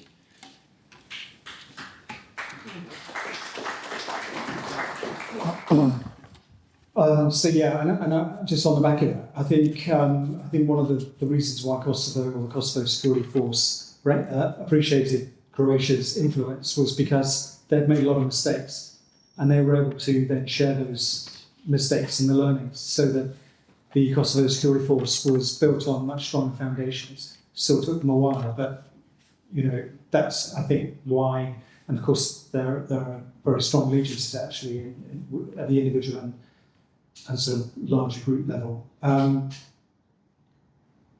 I don't really want to get into the political answer about EU, but I think the EU has always said that normalisation is essentially the barrier to Kosovo getting on the journey towards accession to the EU. But actually, it's 5 member states who don't recognise Kosovo, and I go back to my earlier point about Serbia being the prize. But then why would you want to recruit another cuckoo into the nest when you've already got a couple of naysayers within the EU?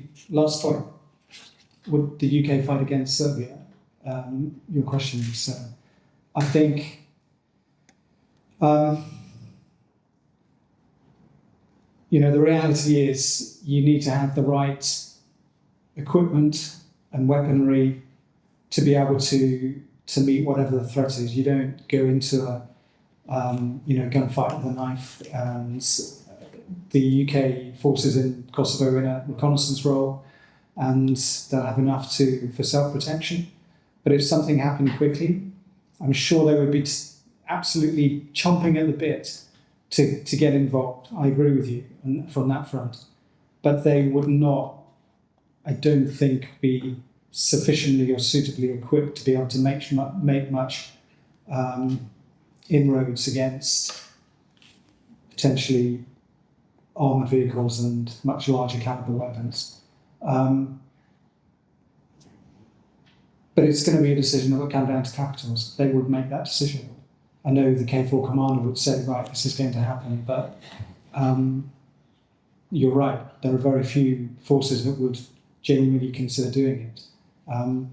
But we've also forgotten about the Kosovo Security Force. Again, lightly armed, but boy, they would do their best. I don't think there'd be any holding the KSF back if something happened. So, yeah, I hope I've answered tried to answer that question.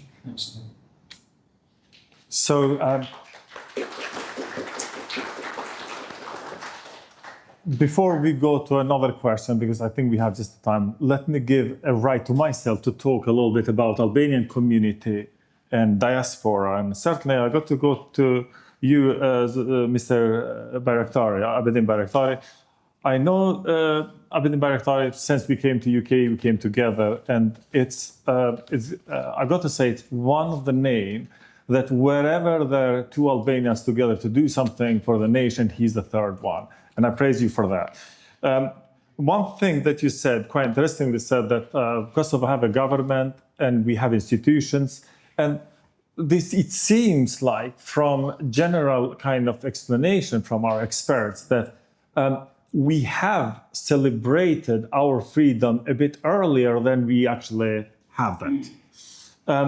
What diaspora can do? Certainly, a government have its own ups and downs, and it's 1.6 million Albanian, Kosovars in Kosovo, but we have approximately 1 million in diaspora. Here in Germany, Switzerland, and pretty powerful. Comparing to what we have had in 1990s, today we have in every kind of level, we have Albanians from Kosovo that is to the top of the government at some places. We have an Albanian prime minister with heritage that it's in Australia.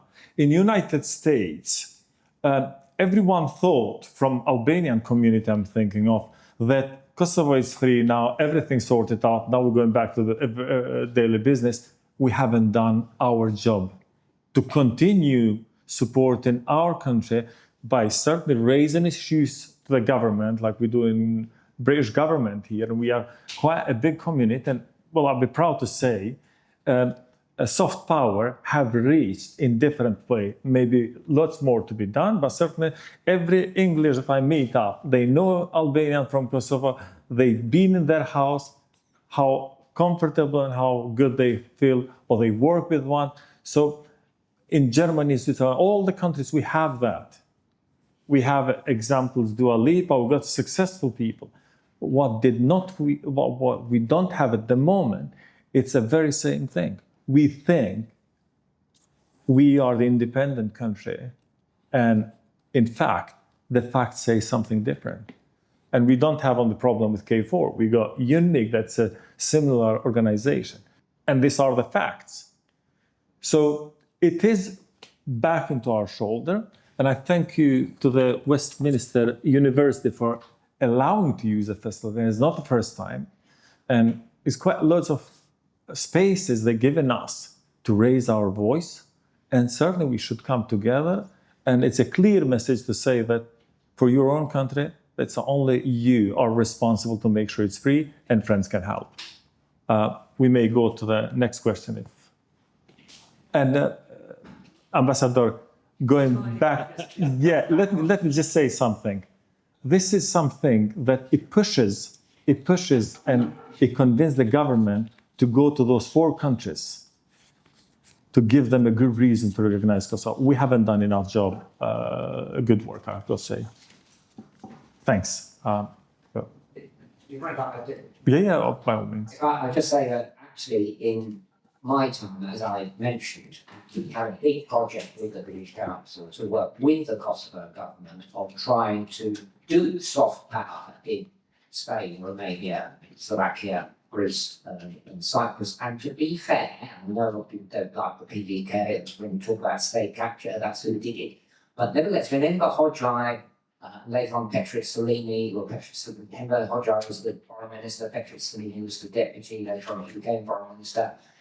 They did do quite a lot to try and work as MPs in non-recognising countries. And we worked at it. I think, unfortunately, some of even the more enthusiastic partners in the EU at the time, like Germany, were a bit sceptical of this effort, and they gave it some backing, but not that much. Norway gave it a lot of backing, actually. Never forget about Norway, non-EU country, but very, very supportive of Kosovo. But to be fair, I think the Kosovo politicians from that government, the Thatcher government, did do their utmost. And, Kosovo has limited resources. But I think now you've got to use, to return to the question of the diaspora, you've got to use your voice above all your local MP. Don't forget that in this country, local MP is in some ways a bit like a mayor in Kosovo. I mean, you go to your local MP with your problems and getting the new batch of MPs in our parliament aware of Kosovo, aware of, as they said, last time when there was a really big international intervention, it worked, was Kosovo, reminding them of that, reminding them where it's appropriate, that it's Tony Blair who took a lead on that. I think that's something you really can do. And it's what the Bosnians do very often. The Bosnians are very good at alerting local MPs.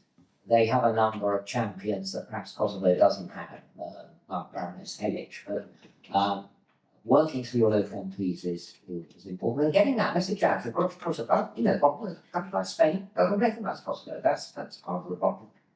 Thank you.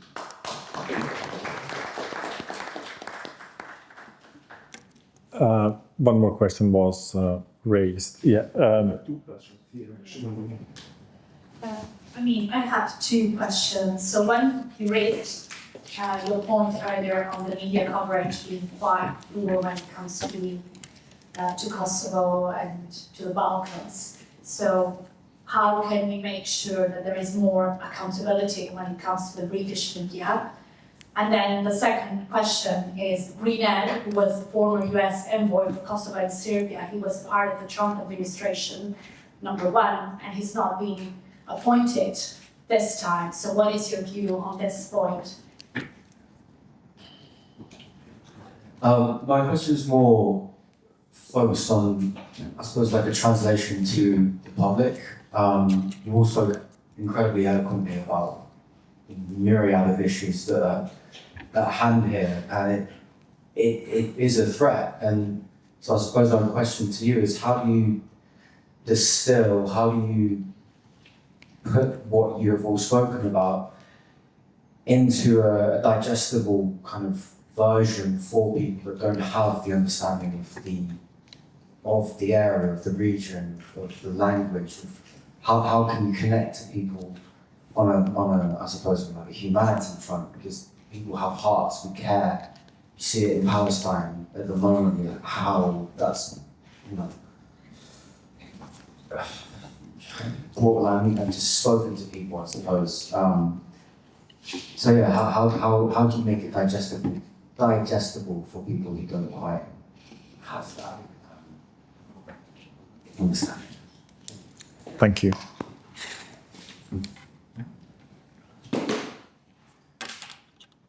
I will try to answer your last question.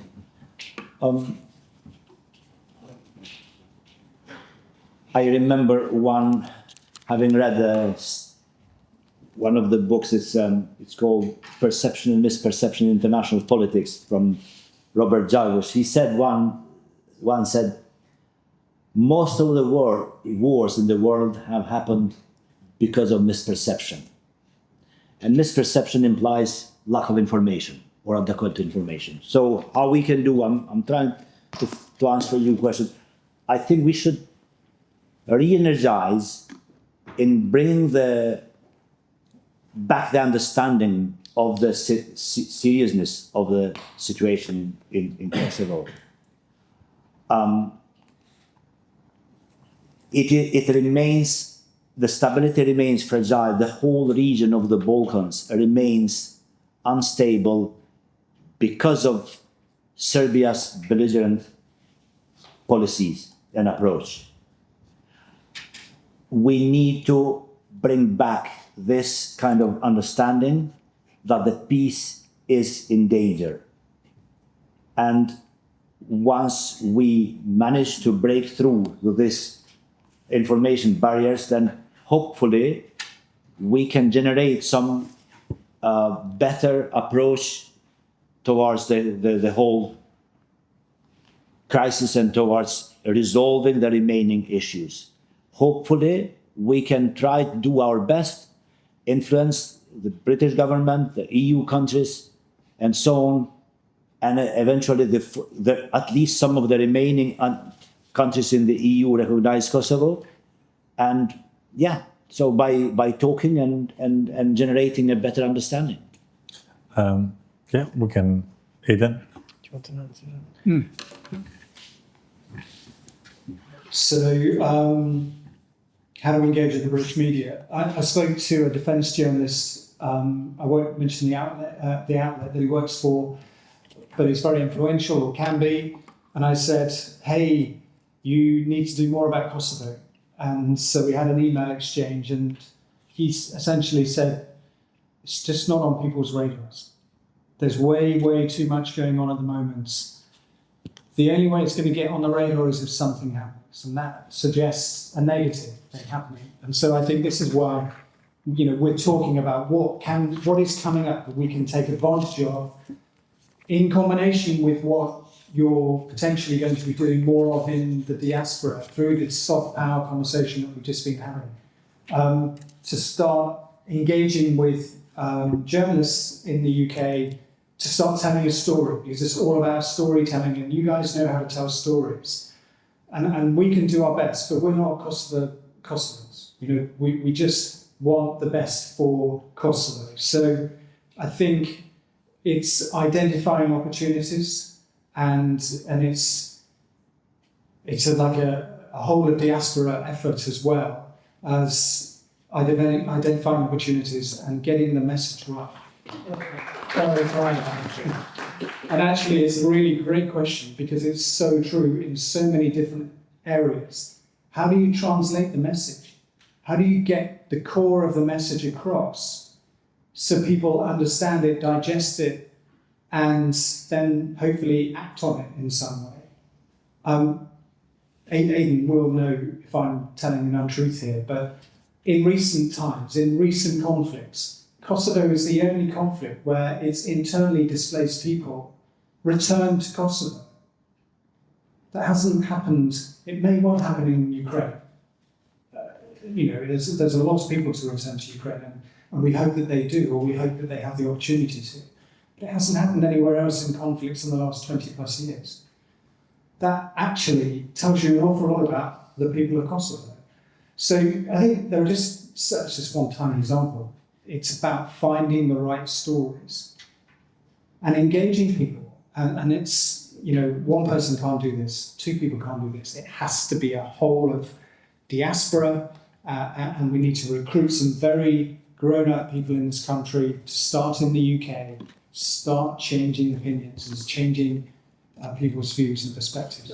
Maybe just to add to that, we see this poor accountability on media across different conflicts, Ukraine, Gaza, Kosovo. So we start talking about war, and then as soon as that happens, we go somewhere else. So we're abandoning those countries by representing the fair truth. I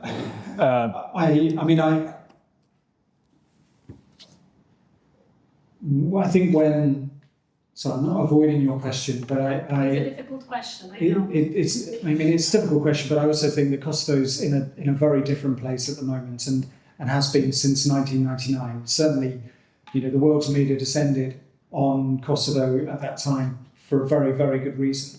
And they played an extraordinarily important part and role in galvanizing the international community to act without any sort of formal UN Security Council resolution. The decision was made to protect people's lives. We don't want to go back to that position in Kosovo. We don't want that situation to even get close to being a thing. And this is why, through diplomacy, through making well-purposed arguments with people who want to listen and are willing to act as champions for Kosovo in the international diplomatic arena, pressure has to be applied to those who, for whatever national reasons, are holding up the progress of Kosovo. I'm afraid to say that we came to the end of our event tonight, and I thank you so much for your contribution, and certainly to our experts as well. Sir Ambassador, again, thank you so much for helping us with clarity on a few things. To say it all, when it comes to media and how they do it, one thing it's clear to what I understand and to our experience, it's we have to come together and we have to protect our own country and our own nation. That's our duty. What others do for us, it's plus and it's benefit. The world has shown whenever from our experience, whenever we came together as a nation, we have plenty of support and we won few times without counting them. So if anybody else doesn't have to say in conclusion, I think Aidan have asked for. It's not a question, it's just something very quickly. It's enough to this young gentleman, is there already? I would say personally, people respond better to positive reinforcements than to negative. So like when you tell children don't talk to strangers, that doesn't work because we haven't told them what to do. But if you say if a stranger approaches you, shout fire or say help or go to a policeman or go to a teacher, that's an easier way. And in the same way, thank you so much. And in the same way, I think with Kosovo, the first thing I would need to do is put it on the map. Not many people know where it is. And I don't particularly want everyone to know it because of war. I want them to know it because of, we have the Shakiris, all the great football players. So we have Rita Ora, or Dua Lipa, or Albenida Kaidazi, or, Marighella. There's so many people, so many. And it starts with us making that presence known to everybody else, saying, oh, we have the amazing mountains. I don't know if we can find one of these social, what do you call them, influencers, the people that climb mountains and stuff. If we could get one of them to go and do mountain climbing in Kosovo and release the social media, it starts, I think, with that. And the moment people can interact and they think, yes, I can identify with that because I too like mountains, or I too like climbing, I too like football, I too like music, I too love pop music. Man, Rita Ora, I love her, yeah? Then it starts from that. So then when something bad hopefully shouldn't happen, but if it does, then they're like, what? It's happening to the country where all these awesome people are coming from. I like to do something about that. So that would be my personal advice. Let's put it on the map first, but link it with positive stories, not negative stories. And then I think we're in a better place to call for help. Do something. Sorry. Thank you. Thanks so much. I think final word, Aidan, want to...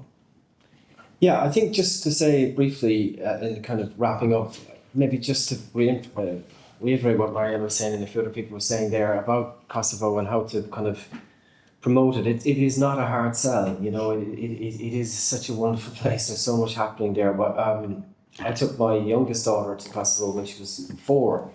And she's been back there, I don't know how many times since. She's 16 now. She came back from Kosovo yesterday. She loves it. She tells her friends about it. And it's not difficult to sell Kosovo internationally. I take a group of my students from the University of Westminster every year to Kosovo.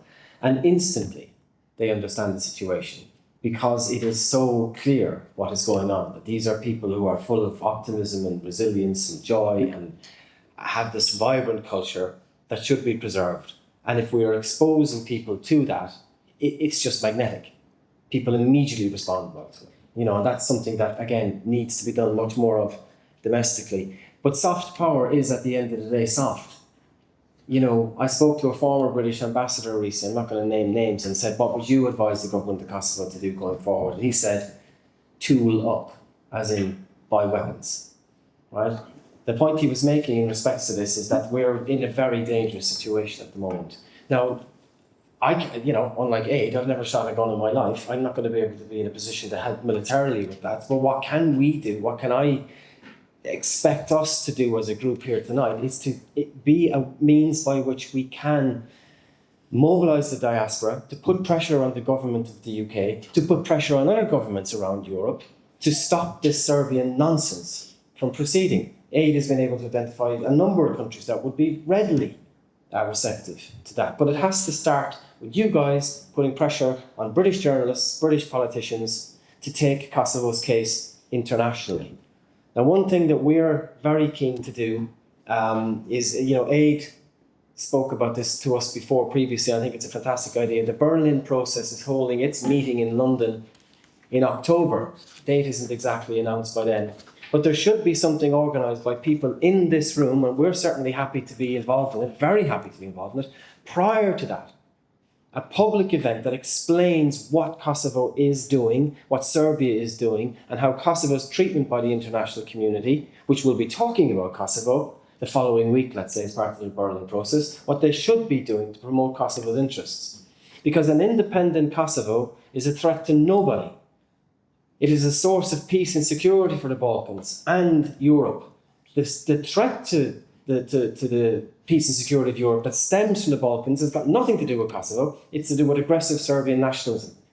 And that will destroy the peace and security and economic well-being of not just the Balkans, but of Europe as a whole, if that's allowed to go unchecked.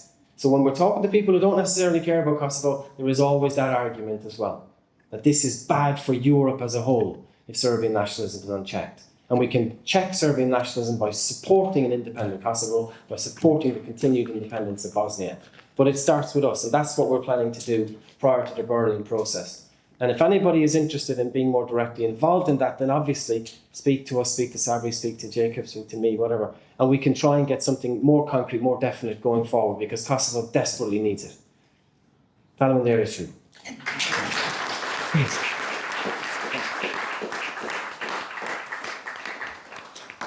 I thank you once more, and also the young people who came to show the interest of Kosovo. And yes, this kind of event is going to continue to happen. We will organize, we will invite you, we will invite your friends. We have to be louder on what we want and how can we deal with this. Not just how good we are, but how can we do better. I thank you again.